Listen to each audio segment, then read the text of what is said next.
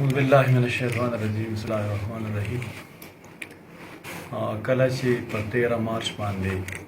حکومت اعلان وکړ چې د کرونا په وجه باندې به ټول کاروبارونه او تعلیمي ادارې بند وي، ځکه چې د کرونا خورېدو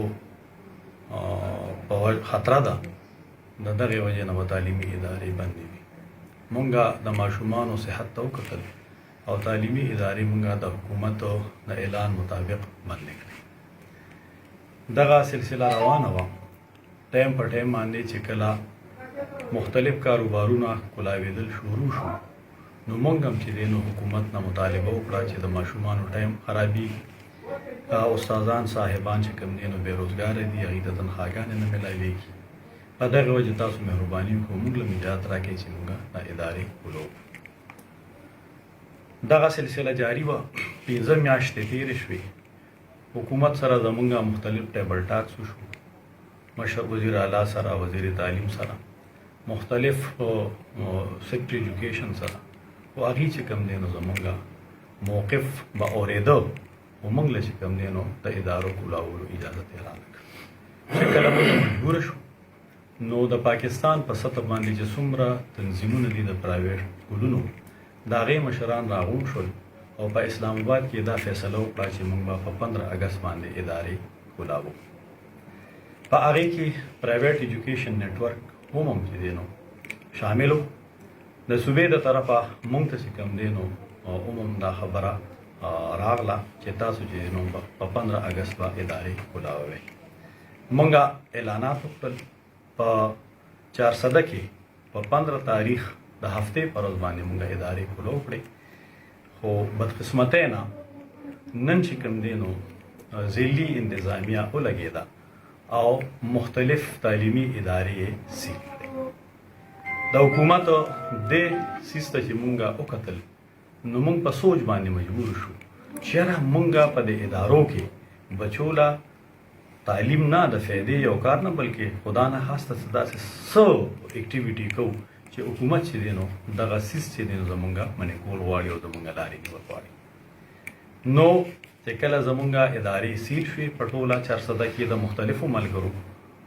زمونږ د هغې په ریزسټنس کې، د هغې په مخالفت کې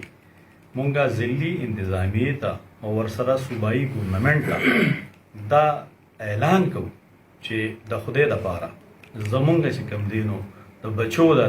تعلیمي سلسله چې ده نو په دې کې رکاوټ مه جوړېږي، او که چېرې تاسو په دې کې رکاوټ جوړېږي نو بیا به مونږ چې دی نو مجبور یو چې مونږ د هغې دپاره لاه عمل تیار کړو، مخکې لاړ شو.